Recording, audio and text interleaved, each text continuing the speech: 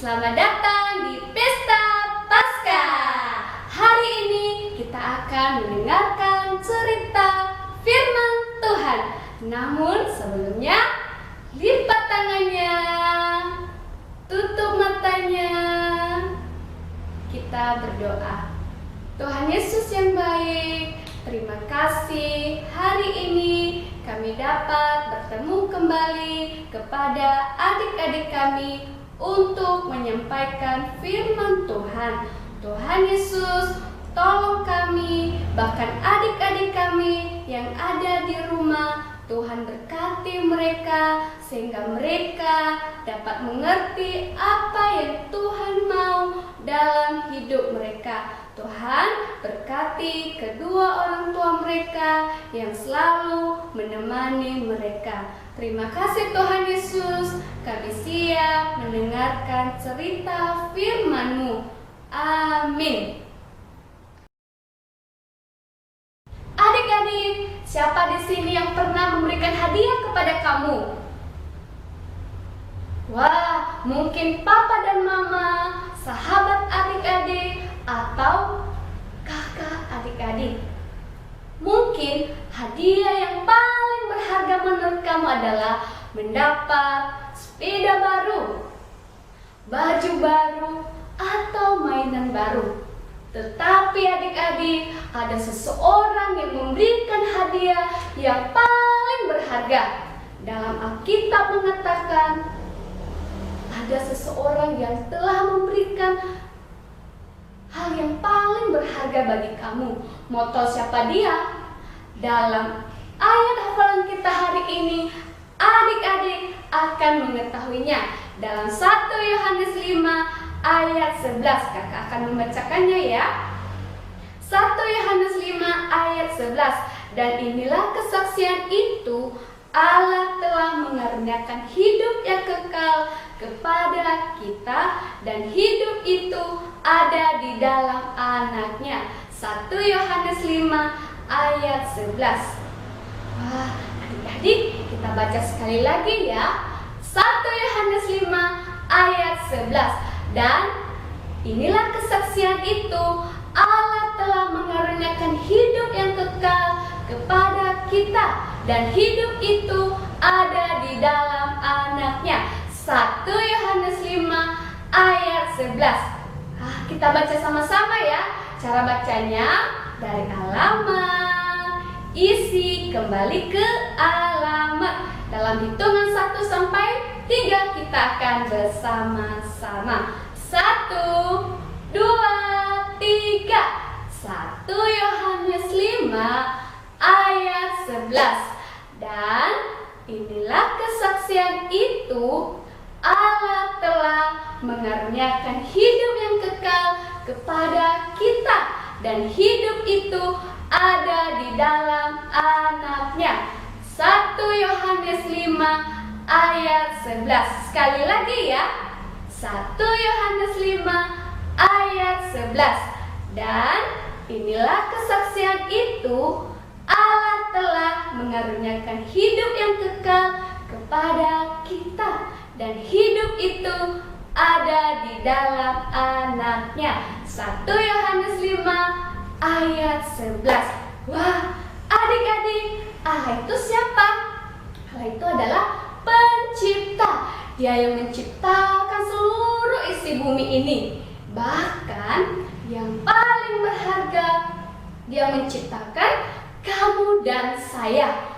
Wah, adik-adik, Allah mengaruniakan, artinya Allah memberikan. Apa yang Dia berikan? Hidup yang kekal. Artinya hidup yang kekal itu hidup bersama-sama dengan Allah selamanya. Dan hidup itu kita akan mendapatkannya di dalam Anaknya. Anaknya itu artinya itu Yesus Kristus. Dia yang telah mati bagi kamu, Dia yang telah menebus kamu dan membayar segala dosa-dosamu. Wah, kita baca sekali lagi ya. 1, 2, 3. 1 Yohanes 5 ayat Dan inilah kesaksian itu, Allah telah mengaruniakan hidup yang kekal kepada kita, dan hidup itu ada di dalam Anaknya. 1 Yohanes 5 ayat 11. Bagi kamu yang sudah percaya kepada Tuhan Yesus sebagai juru selamat kamu, Allah mau kamu tetap percaya, setia, dan mau menyenangkan hati Allah.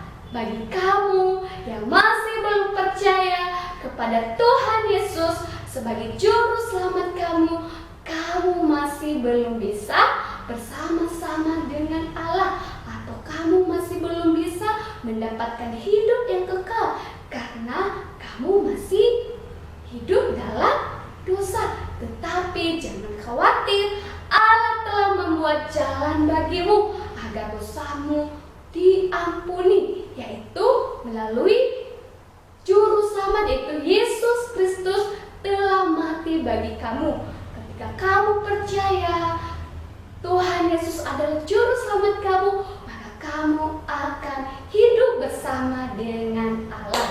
Wah, sekarang kita baca sekali lagi ya, tapi dengan gerakan. Wah, ketika ada kata Allah, adik-adik tangannya ditaruh di telinga. Ingat, ketika ada kata Allah, adik-adik harus pegang telinganya. Oke, dari hitungan 1 sampai 3 kita akan bersama-sama membacanya. 1, 2, 3. 1 Yohanes 5 ayat 11. Dan inilah kesaksian itu, Allah telah mengaruniakan hidup yang kekal kepada kita, dan hidup itu ada di dalam Anaknya. 1 Yohanes 5 ayat 11. Wah, adik-adik kita baca lagi ya. Tetapi kalau ada kata mengaruniakan, adik-adik harus pegang hidung. Oke, ingat ya. 1, 2, 3. 1 Yohanes 5 ayat 11. Dan inilah kesaksian itu, Allah telah mengaruniakan hidup yang kekal kepada kita, dan hidup itu ada di dalam Anaknya. 1 Yohanes 5 ayat 11. Wah, adik-adik pintar. Bagaimana kalau satu kata lagi? Anaknya. Kalau anaknya, adik-adik harus gerak jalan di tempat. Oke, siap? 1, 2, 3. 1 Yohanes 5 ayat 11. Dan inilah kesaksian itu, Allah telah mengaruniakan hidup yang kekal kepada kita, dan hidup itu ada di dalam Anaknya. 1 Yohanes 5 ayat 11. Jangan lupa ayat hafalan hari ini tetap diingat dalam minggu ini.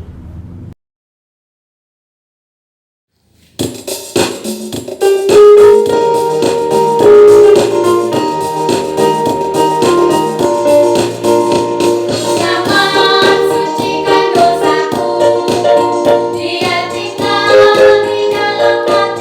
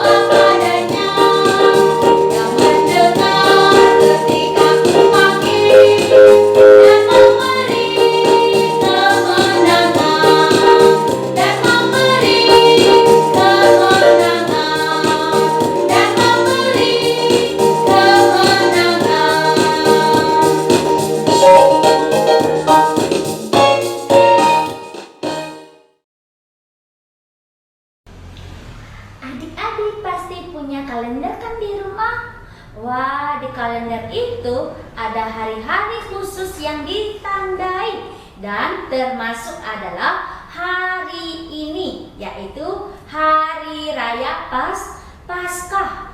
Wah, apa itu Paskah? Kamu akan tahu dalam cerita kita hari ini. Pada tahun-tahun, beribu-ribu tahun yang lalu, seorang bayi lahir di kota Bethlehem. Pasti kamu tahu kan, namanya adalah Tuhan Yesus. Kemudian ia bertambah besar dan menjadi dewasa.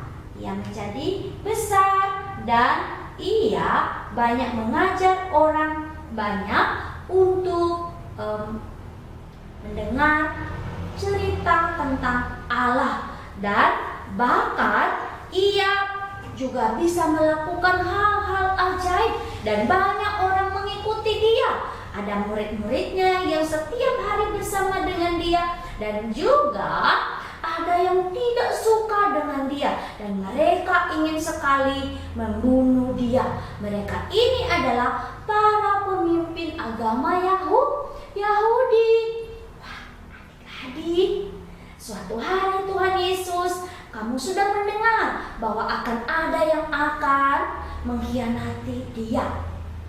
Setelah itu, ia mengajak murid-muridnya ke suatu tempat yang disebut Bukit Zaitun. Saat ia mengajak murid-muridnya di perjalanan, ia memberitahukan kepada mereka bahwa mereka akan tergoncang imannya, di mana ia akan diserahkan dan akan dihukum mati dan bangkit pada hari yang ketiga. Wah, murid-murid berkata waktu itu, "Tidak, kami tidak mengizinkan itu terjadi." Bahkan Petrus, kamu sudah tahu bahwa dengan berani berkata, "Guru, aku lebih baik mati untuk menggantikan engkau. Aku akan membela engkau sampai aku mati." Tetapi Tuhan Yesus mengingatkan kepada Petrus, "Tidak Petrus, bahwa sebelum ayam berkokok, engkau pun sudah menyangkal aku." Wah, adik-adik, Petrus ia tidak mengerti rencana Allah karena hanya ia berpikir tentang dirinya sendiri. Suatu hari dan pada malam itu, Tuhan Yesus memilih 3 muridnya, Petrus, Yohanes, dan Yakobus. Mereka pergi kemana? Mereka pergi ke suatu tempat yang sunyi, disebut Taman Getsemani. Wah, ngapain ya? Tuhan Yesus berkata bahwa tinggallah di sini dan berdoa. Tuhan Yesus, ia pergi berdoa. Murid-muridnya, apakah mereka berdoa? Tidak, tetapi mereka tidur. Wah, kasihan sekali ya, mereka tidak bisa menemani Tuhan Yesus untuk berdoa. Tuhan Yesus kembali dan mendapatkan mereka, dan Tuhan Yesus, "Berdoalah dan berjaga-jagalah, karena kamu tidak tahu kapan tiba waktunya Anak Manusia akan diserahkan." Wah, adik-adik, mereka belum mengerti. Tuhan Yesus pergi lagi berdoa kepada Allah Bapa. Dan ketika ia berdoa, ia tahu bahwa akan mengalami kematian. Bahkan kematian yang sangat sadis, di mana ia akan dihukum mati. Ia berdoa, "Biarlah kehendak-Mu yang terjadi, Bapa."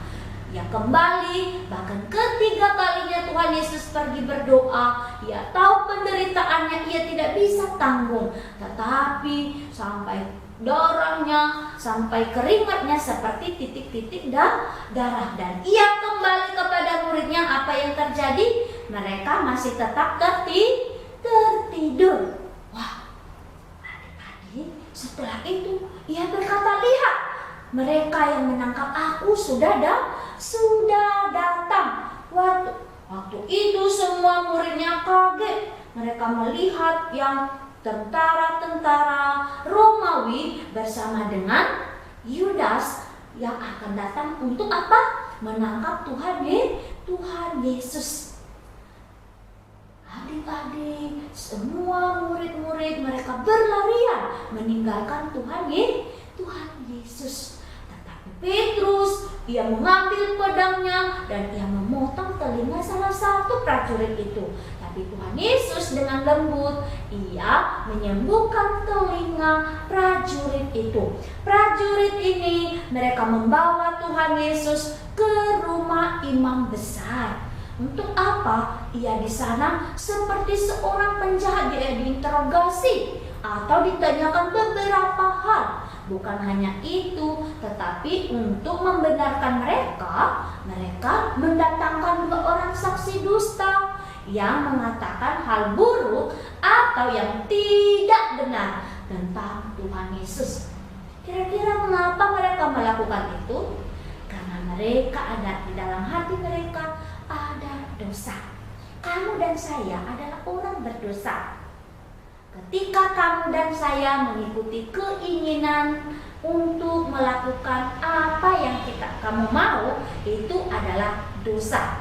Dosa segala sesuatu yang kamu pikirkan, yang kamu ucapkan, yang kamu lakukan, yang tidak disukai oleh Allah. Kamu berbohong, kamu melawan, bahkan saat kamu marah membenci orang lain dan kamu memukul, itu dosa dan ada hukumannya. Kamu terpisah dari Allah selamanya. Alkitab katakan di dalam Roma 3 ayat 23, karena semua orang telah berbuat dosa dan telah kehilangan kemuliaan Allah. Kamu terpisah dari Allah karena dosamu. Para saksi-saksi ini di dalam hati mereka ada dosa. Oleh sebab itu mereka mengatakan hal-hal yang tidak benar tentang Tuhan Yesus. Adik-adik, di dalam rumah imam besar itu mereka banyak memberikan pertanyaan, bahkan mereka mengejek, mereka mengolok-olok Tuhan Yesus.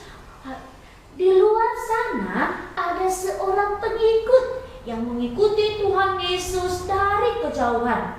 Pasti masih ingat, namanya adalah Petrus. Siapa? Petrus. Wah, waktu itu ada seorang pelayan datang dan bertanya dan mengatakan, "Kamu kan salah seorang muridnya?" Apa yang dia katakan? "Aku tidak mengenal dia." Wah, ya pindah lagi. "Kamu kan juga ada salah satu dari mereka?" "Enggak, aku tidak kenal dia," kata Petrus. Lalu ia pindah lagi dan ada lagi yang mengatakan, "Kamu kan muridnya orang Nazaret itu?" Dia bilang, di dalam Alkitab bahkan ia mengutuk, "Aku tidak mengenal dia." Lalu ayam berkokok.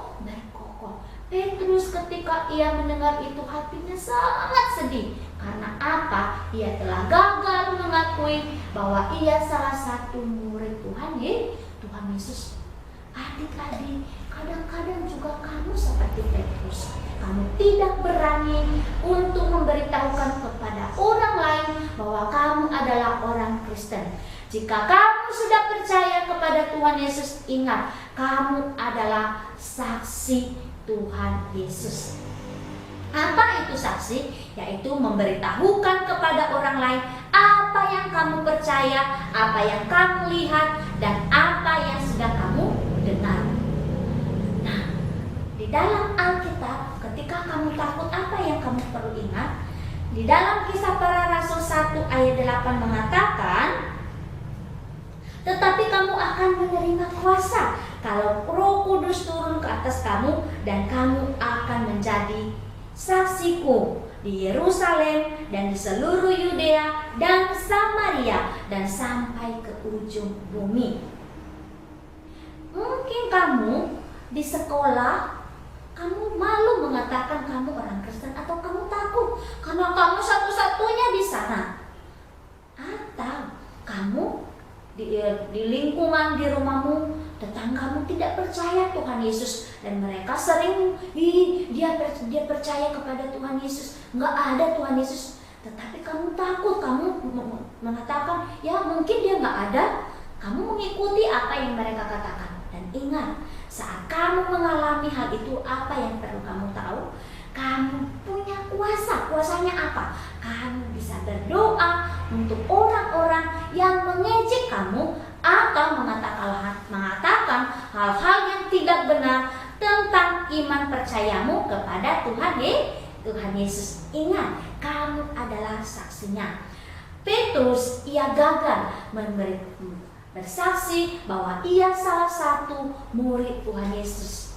Saat itu Tuhan Yesus melihat dia dengan sedih, dan Petrus yang meninggalkan tempat itu dengan hati yang penuh kesedihan. Apakah Tuhan Yesus mengampuninya?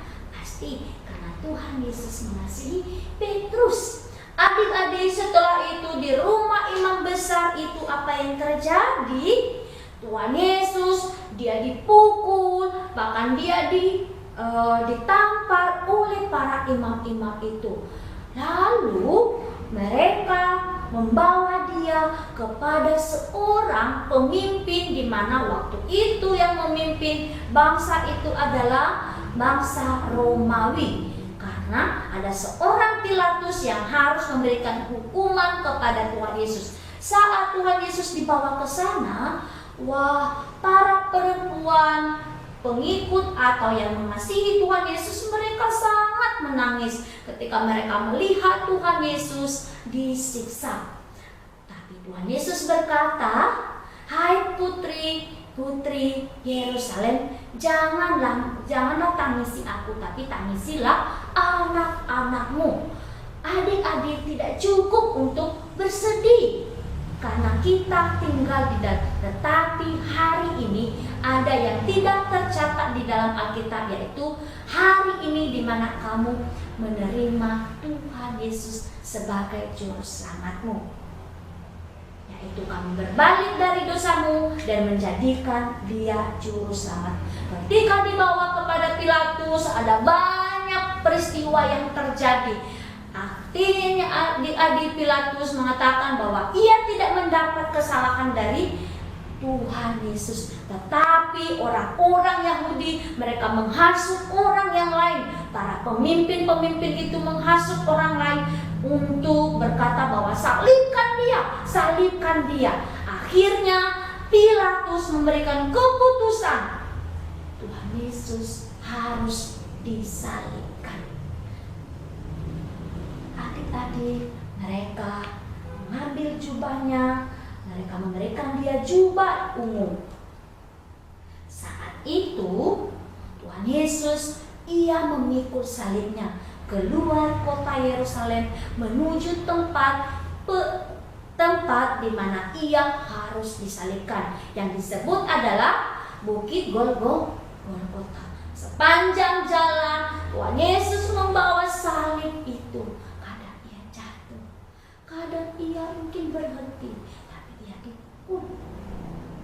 Ketika ia jatuh dan tidak sanggup lagi membawa salibnya, seorang Simon Kirene mengajak prajurit menarik dia dan menyuruh Simon orang Kirene itu untuk membawa salib Tuhan Yesus. Adik-adik, sampailah mereka di bukit yang disebut Golgota.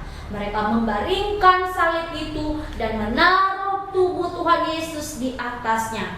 Mulailah prajurit itu bekerja. Apa yang mereka lakukan? Mereka memaku tangannya di tiang salib itu. Mereka memaku kakinya. Bahkan adik-adik, mereka mengolok-olok dia. Mereka menarik tali dan menancapkan salib itu di atas bukit itu, hingga salib itu berdiri tinggi bersama-sama dengan para penjahat. Tuhan Yesus, ia disalib. Ketika ia disalib, mereka mengolok dia. Lihat dia, raja orang Yahudi. Ia tidak bisa melakukan apapun. Apakah Tuhan Yesus mengampuni mereka yang mengolok dia? Ia mengampuni mereka. Karena apa? Ia mengasihi mereka. Sama, Tuhan Yesus juga mengasihi kamu dan juga kakak. Oleh sebab itu, ia mau rela disalibkan. Karena apa? Ia adalah anak Allah yang sempurna. Allah yang menciptakan kamu, yang mengasihi kamu. Alkitab katakan di dalam Yeremia 31 ayat 3, aku mengasihi engkau dengan kasih yang kekal. Kadang kamu mengecewakan hati Allah, kadang kamu membuat hatinya sedih, tetapi Ia tetap mengasihimu. Ia membenci dosamu karena Ia adalah Allah yang sempurna. Allah mengasihi kamu seperti Yesus mengasihi orang-orang yang mengolok-olok atau mengejek Dia, dan juga mengasihi kamu. Itulah sebabnya Ia rela disalibkan di atas kayu salib.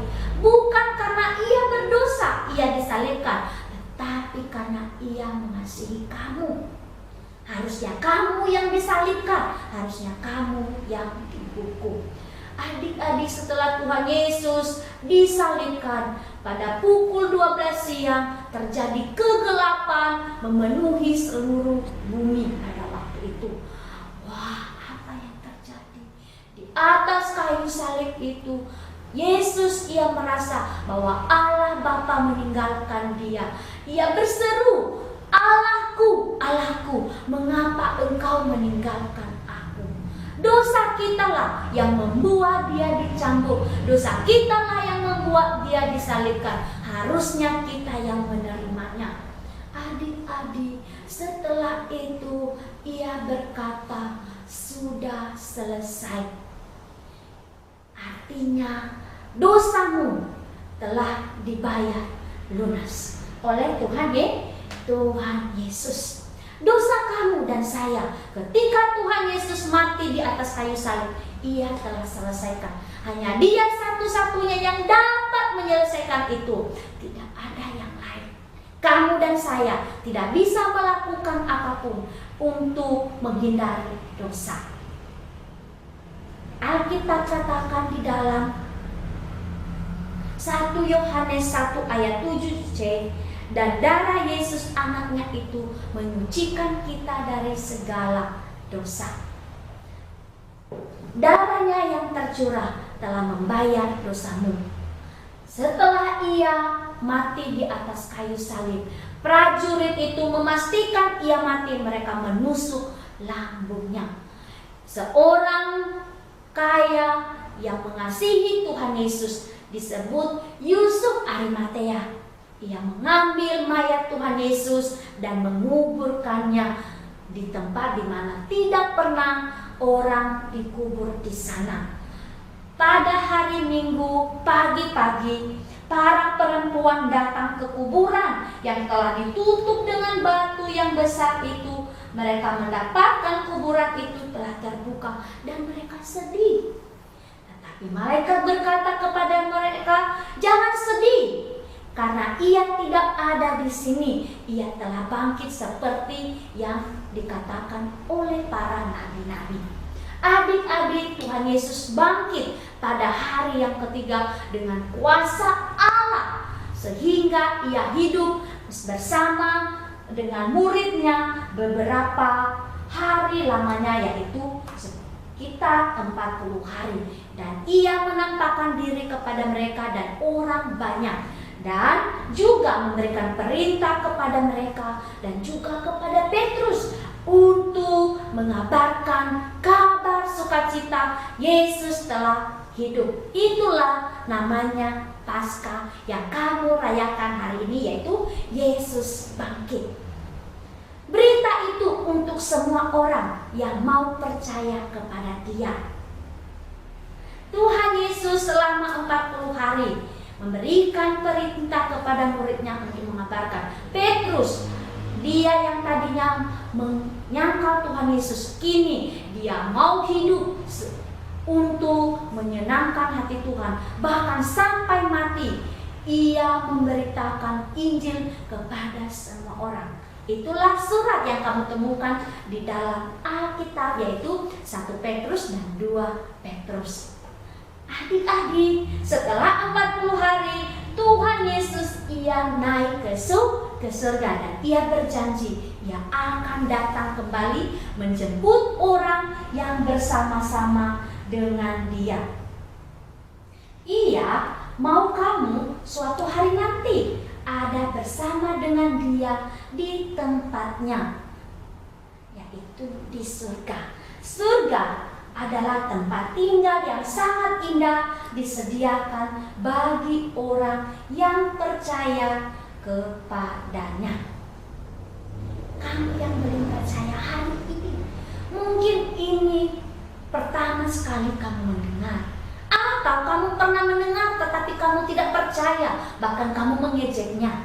Hari ini Tuhan Yesus, Ia mau masuk di dalam hatimu.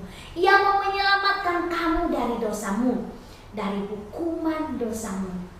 Alkitab katakan di dalam Yohanes 1 ayat 12, tetapi semua orang yang menerimanya diberinya kuasa menjadi anak-anak Allah, yaitu mereka yang percaya dalam namanya. Jika kamu mengakui dosamu, percaya kepada Tuhan Yesus sebagai juru selamatmu, dosamu diampuni. Maukah kamu melakukannya hari ini? Jika kamu mau, kamu bisa mengatakan kepada Dia, lipat tanganmu dan tundukkan kepala dan berdoa dengan tenang. Kakak memberikan kamu waktu beberapa detik. Akui dosa. Katakan, aku percaya kepada Tuhan Yesus dan aku pilih Dia sebagai juru selamatku.